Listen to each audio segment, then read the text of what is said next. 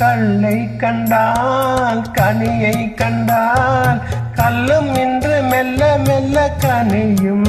மென்மை கண்டால்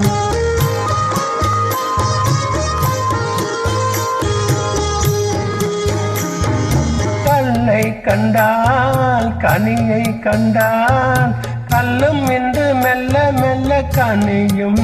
மென்மை கண்டால் கதை எழுதி பழகிவிட்டால் முடிக்க மட்டும் தெரியவில்லை. அங்கும் இங்கும்